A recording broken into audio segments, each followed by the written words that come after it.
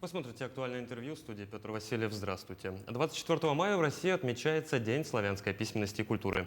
Этот день по новому стилю является днем памяти создателей славянской письменности Кирилла и Мефодия, поэтому выбор даты праздника пал именно на это число.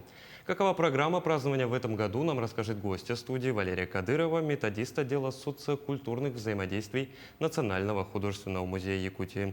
Валерия Андреевна, здравствуйте. Ну, первый вопрос, конечно, расскажите про историю праздника у нас в Якутии. Ну, конечно же, вы уже многое сказали. Действительно, 24 мая дата выбрана не случайно, поскольку именно в этот день отмечается День памяти равноапостольных братьев Кирилла и Мефодия.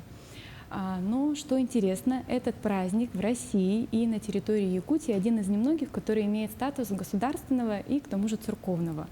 И так, конечно, было не всегда, но немножко, если погрузимся с вами в исторический контекст, то вообще все эти события, славянская письменность возникла в IX веке, а если быть точнее, то в 863 году. Именно тогда к византийскому императору поступило прошение от мордавского князя о том, чтобы помогли и поспособствовали в переводе церковных богослужебных книг, чтобы христианство, чтобы религия, службы, они велись на адаптированном, то есть на понятном языке, на славянском.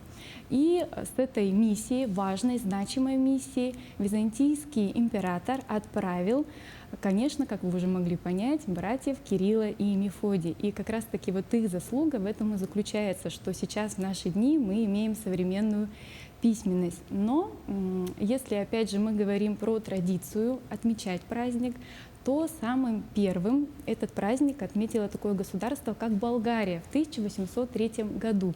В Российской же империи праздник был вот включен в такой официальный перечень в 1863 году, в год празднования тысячелетия, как раз славянской письменности, по постановлению, по решению Святейшего Синода. И до событий 1917 года, то есть до событий революционных потрясений, этот праздник действительно отмечался, но потом был на какое-то время забыт.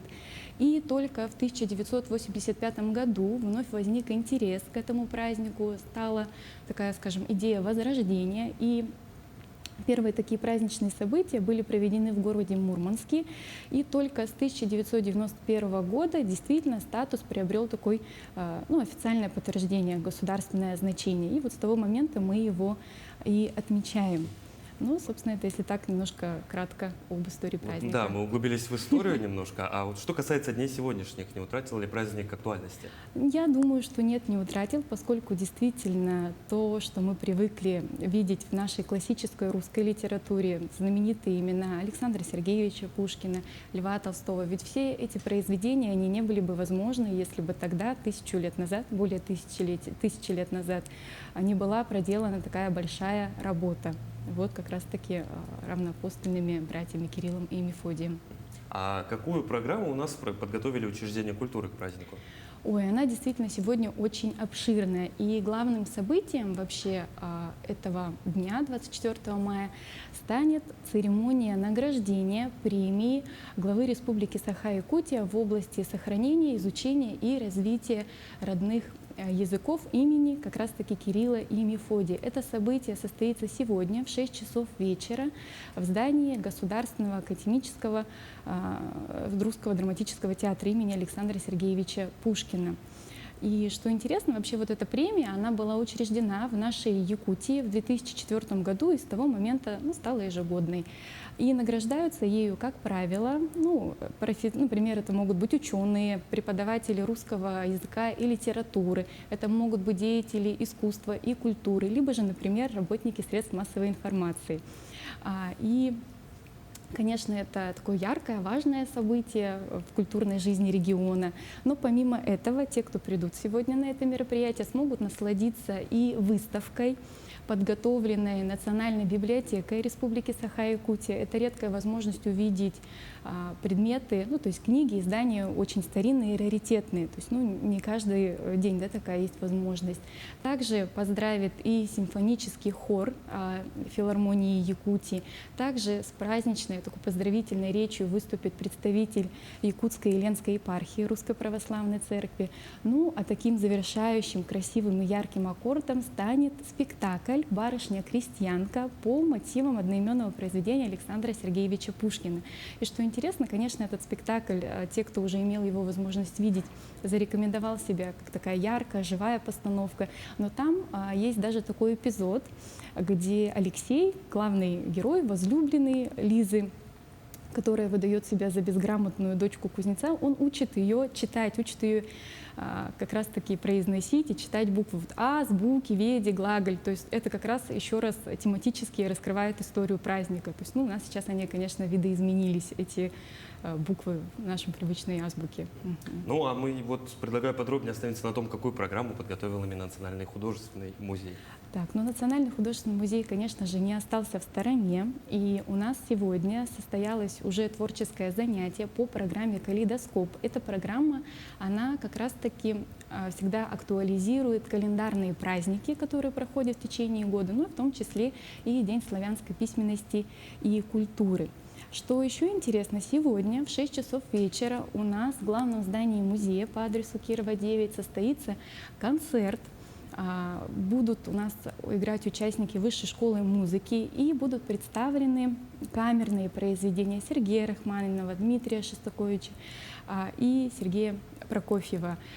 Конечно, программа очень такая интересная, обширная, обстоятельная, но помимо этого также сбор у нас гостей немножко раньше обозначен, в 5 часов 15 минут, чтобы была возможность немножко пройтись по экспозиционным залам и познакомиться с произведениями искусства, которые представлены в постоянной экспозиции нашего музея. И помимо этого у нас, конечно, есть очень разветвленная сеть городских филиалов. И в эти выходные можно будет посетить творческие занятия в студии «Палитра» и в студии рисования «Радужная кисточка». То есть, опять же, с малых лет приучать детей не только к миру изобразительного искусства, но и миру как раз-таки культуры, в том числе вот напоминая им о таких праздниках. Но я сразу хочу сказать, что не только наш Национальный художественный музей подготовил программу, действительно очень много мероприятий будет и в городе Алдании, и в Мирном, и даже в Нерюнгри. А вот вы, если владеете информацией, может, расскажете, что вот о Алдании, Нерюнгри и Мирном ждать? Да, конечно, там пройдут мероприятия, то есть это будут и концерты ансамблей народных инструментов. Например, вот в Нерюнгри театр кукол 27 и 28 мая будет проводить даже специальные квест-игры тематические, ну, перед показом своей основной, как раз-таки, своих основных спектаклей. В Миринском театре, например, пройдет даже спектакль «Мечты», то есть, опять же, приуроченный ко Дню славянской письменности и культуры. Но и у нас город Якутск тоже не остается в стороне. Конечно же, и Национальная библиотека проводит свои мероприятия, квест-игры, такие тоже тематические, очень интересные. Очень хорошую, обширную программу подготовил Дом дружбы народов имени Алексея Кулаковского. Вот у них с 22 мая и по 6 июня пройдет декада. Она называется «Великий, могучий, правдивый, свободный». И ее уже вот в минувший понедельник, 22 мая, открыл крупный концерт о России петь. Помимо этого, в течение недели можно будет ознакомиться с выставкой «С Россией в сердце». Там представлены творчество, она тематическая, она обращена к творчеству писателей-юбиляров в 2023 году. И также это всевозможные мастер-классы, выступления коллективов творческих, ансамблей. А завершит 6 июня тоже очень такой яркий концерт «Русский формат». И вот 6 июня, помимо этого, это, кстати говоря, день рождения Александра Сергеевича Пушкина, да, вы наверняка знаете. И это также день, когда мы отмечаем Международный день русского языка. То есть это у них прям действительно такая обширная программа. То есть у нас не просто вот 24 мая один день мы празднуем, мы буквально почти 2 недели. Да, прямо вот декада проходит. Вот все эти мероприятия, их можно будет посетить по Пушкинской карте? Да, очень многие мероприятия действительно в нашей республике, в нашем регионе можно посетить по Пушкинской карте. Пушкинская карта — это такой, можно сказать, молодой проект, инициированный Министерством культуры Российской Федерации. И вот, например, концерт, про который я уже сегодня говорила, он называется «Звучит виолончель», который пройдет в нашем музее. Его действительно можно приобрести по Пушкинской карте. В Доме дружбы народов точно также можно приобрести билеты по Пушкинской карте. То есть все учреждения культуры, они включены в эту программу. Включены, да. Давайте еще подробнее остановимся на самом празднике. Вот у любого у нас в стране праздника есть, так скажем, свое ядро. Вот что в ядре именно Дня славянской письменности? Главное событие праздника. Ну, главное событие праздника, оно вот как раз и состоится сегодня, вот эта церемония премии награждения в области сохранения, изучения и развития родных языков имени Кирилла и Мефодия. Ну вот будем действительно чествовать людей, которые ну вот, сделали очень многое для вот, развития нашей культуры. Вот. Ну, кстати говоря, традиционно становятся победителями. Ну, чаще всего это, конечно, филологи, да, преподаватели. И вот наш горячо любимый Северо-Восточный федеральный университет имени Максима Кировича Амосова, он ведь тоже подготовил свою программу. Вот сегодня тоже в доме, в культурном центре «Сергеляхские огни» состоится подведение итогов интеллектуального конкурса для школьников. Также будет презентация такого видеопоказа «Русские писатели о Якутии» и даже презентация, также подкаст ФЛФ о, скажем, таком творческом наследии ученых, сотрудников университета. Ну вот мы затронули чуть-чуть филологию. На ваш взгляд, обилие англицизмов, заимствований в русском языке, который у нас сейчас, безусловно, нарастает, и в период этой глобализации особенно, насколько оно вредит языку? Ну, на мой взгляд, я, наверное, поддержу мнение большинства филологов, хотя, наверное, будут и люди, которые не согласны в этой профессии, но, на мой взгляд, нисколько не вредит, поскольку вот на таком простом примере буккроссинг, вот это слово очень хорошо так прижилось в нашей речи, и нам почему-то сейчас действительно стало привычнее, проще, удобнее, интереснее говорить буккроссинг, нежели я принял участие в книгообмене, обменял книгу, оставил ее на полочке, взял себе другую. Язык, он ведь очень такой подвижный, живой, и он всегда сам выбирает, решает, можно сказать, да, какие слова принять, какие исключить. Ну, тут есть архаизмы, да, те слова, которыми мы уже не пользуемся, которые действительно вышли из употребления. А вот есть... С неологизмами что делать там? С неологизмами, ну, мне даже тоже кажется, принять.